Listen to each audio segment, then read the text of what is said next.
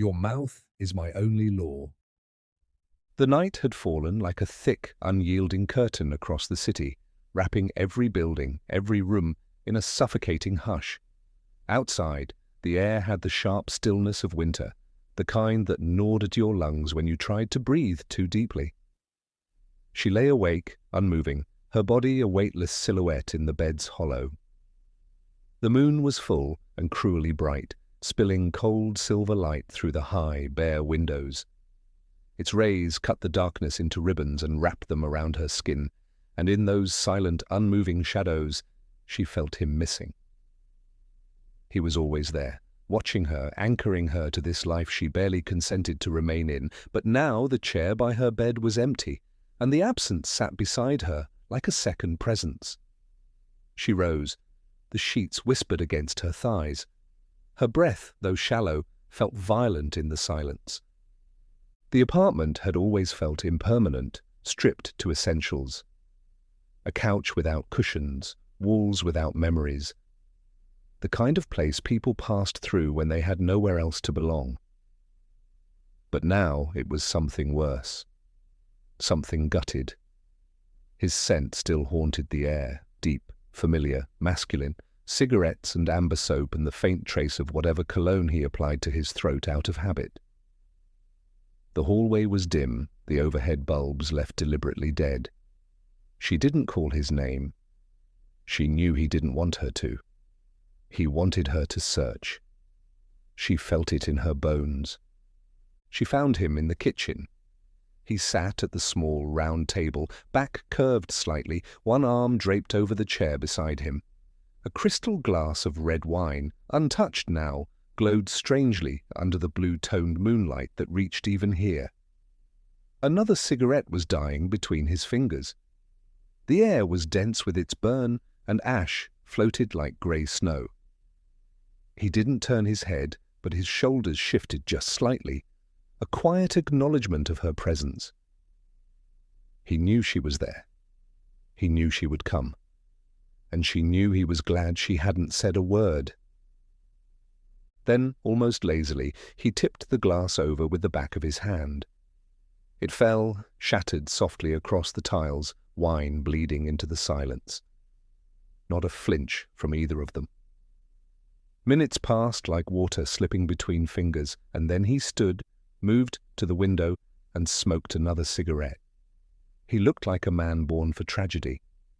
His shirt was white and rumpled, open at the chest, collar upturned, sleeves rolled past his elbows.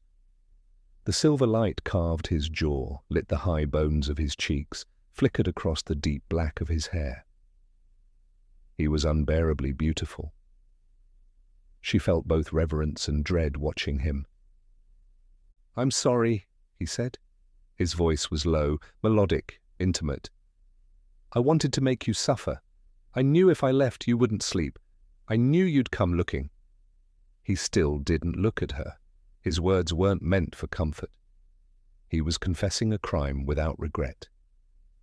"Your body is failing you, and every day it loses a little more. Still, you won't let me protect you. But you can't rest unless I'm there. I've asked myself why, over and over. Sometimes I thought you were mocking me. I'm sorry. I didn't realize how much you needed me, how much ease I gave you." He exhaled smoke, stared at the ceiling. His hand trembled slightly when he lifted it. "There are moments I don't know how to speak to you. Other times it's like you already know what I'm about to say. It's maddening." His arms crossed tightly over his chest. He raised his gaze to the moon as if it offered absolution. "Everything hurts. Every movement toward you, every thought. I'm afraid to touch you because you feel like something that doesn't belong to this world. Porcelain, hollow, silent. I don't know if you're alive. You're cold all the time. Your heartbeat is a ghost.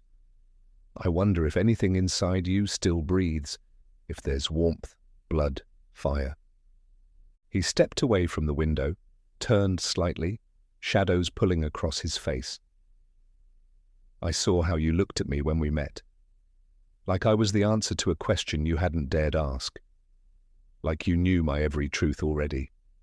And still, You look like you'd never get enough. No one else has seen me like you do, and I don't know if I deserve that. Sometimes you seem like you'll break, and other times I believe you could kill me with a whisper." His tone changed then, softer, more intimate. "Now you're looking at me the same way." She said nothing. She didn't move. She could feel how tightly her body held itself together. He belonged to her. He always had. He had found her after lifetimes of silence, and now she was letting him ache, letting him unravel. She knew she was cold, knew she appeared untouched, perhaps even uncaring. But it was the only way she could protect him. He had to remain whole, strong, sacred. If she let herself love him visibly, he would shatter from the weight of her need. He was everything, her blood, her altar, her salvation, forged from the ruins of her mind. She had sacrificed too much to lose this now. Then he turned. The glint of the pocket knife caught the moonlight first. He walked toward her with slow, deliberate steps, giving her time to react.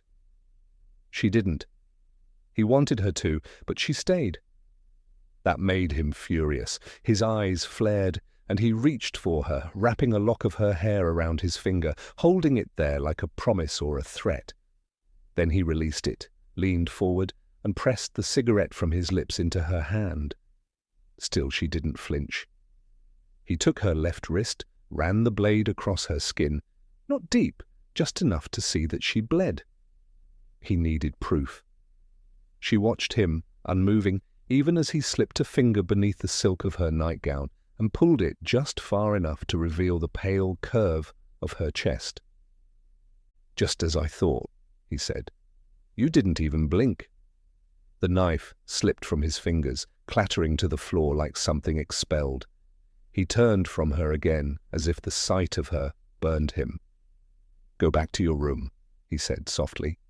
Then again, louder, furious. "Go before I do something I'll regret for the rest of my life." His body bent beneath the weight of whatever storm clawed at his insides, his fists clenched, breath shallow.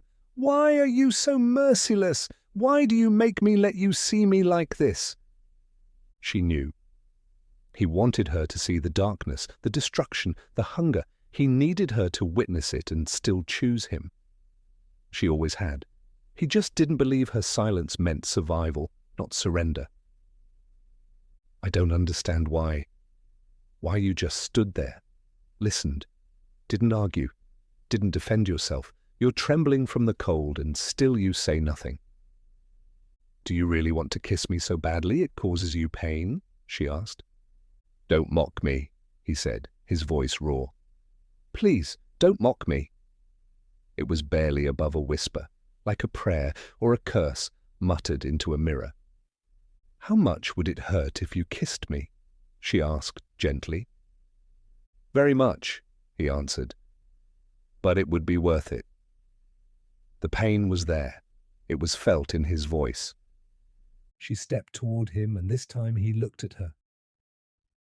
"You know very well," she whispered, "that your mouth is my only law. Don't you ever forget that your mouth is my only law." And he wouldn't, because it was the only law that made sense in a world where pain and beauty lived in the same breath, and salvation came wearing the face of the one you'd break for.